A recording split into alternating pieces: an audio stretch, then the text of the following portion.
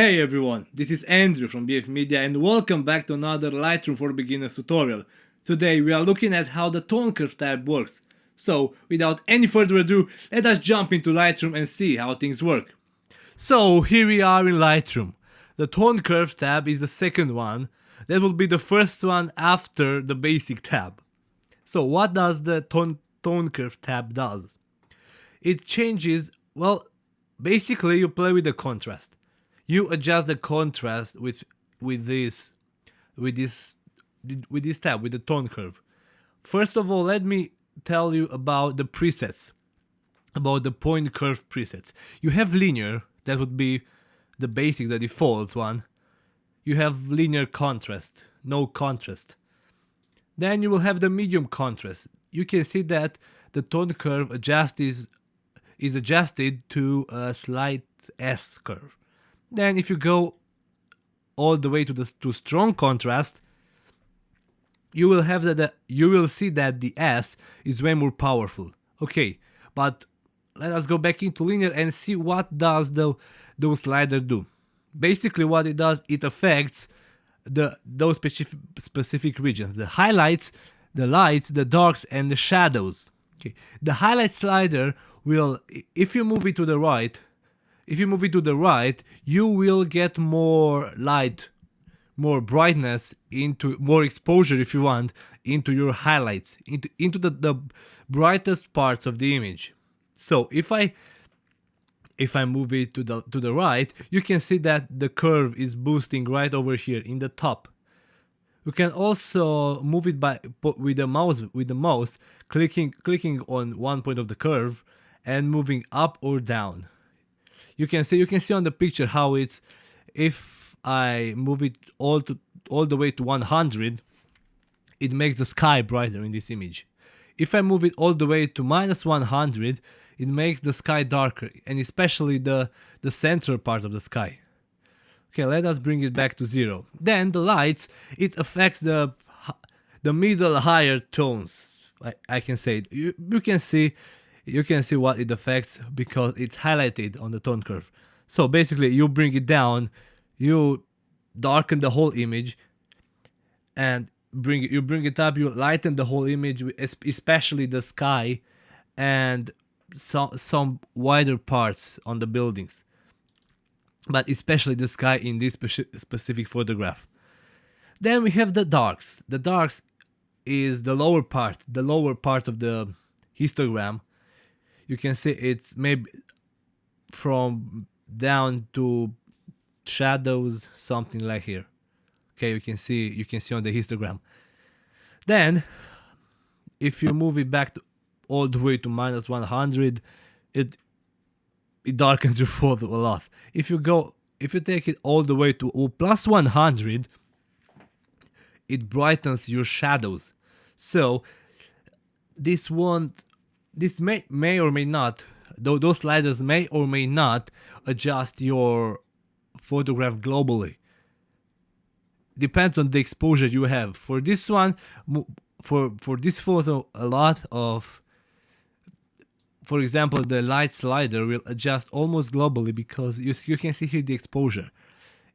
You can see on the histogram that my color information is a lot on in the midtones and some shadows. You can see the sky is basically on the midtones, and the blocks, the apartment, the buildings are in the shadows. So if I change the lights, you can see that it affects all of the sky and a little bit, actually none of the buildings. Then if I move the darks, it affects also the sky, the margins of the sky, the things right here, and the darkest points. That would be the apartment buildings, the blocks right here. If I move them up, you can see it brightens the shadows. Sometimes you may want to bring more darkness to your darks, or maybe you want to up the shadows sometimes. Okay, the shadows, the lower bottom, it affects the darkest points. The darkest points in your image. So if you can see it also affects the blocks, just like the dark slider. But the shadows, it's way more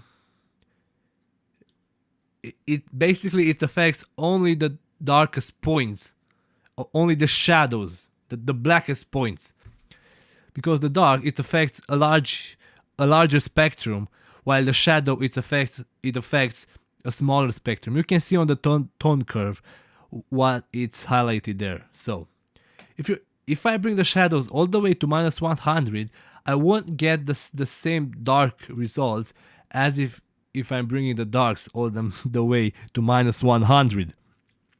Okay? And if I bring the darks all the way to +100, I won't get the same result if I bring the shadows. If the shadows to +100, I won't get the same result if I bring the darks to +100, because the dark slider it also affects the upper points. You can see on the tone curve. You can see it affects more than just the shadows. It also affects the shadows, but it also affects the midtones, just like the light slider does. Okay? Then what can you do with this? Well, is you can click on the click to edit point curve. Now you can add specific points to the tone curve and make your own very personal tone curve. Okay? Let's say we want to boost the shadows a little bit, so I made 2 points, and I am going to boost the shadows a little bit. You can see this is like an anchor point, so this point it will go up. I will bring it up, but after this point, the whole histogram, the whole tone curve will go down because it will darken the highlights. But if I'm going to do the same thing here, I am going to add some more light into the highlights, add some more exposure into the highlights, but it's gonna lower the exposure in the midtones. But you can also bring the midtones up with it. So you can do all kinds of fancy stuff, all you can imagine. Okay, let us go back to linear. You can see here the channel tab that it says RGB. This is the universal, the big mix of color, and basically what it affects its color, its exposure.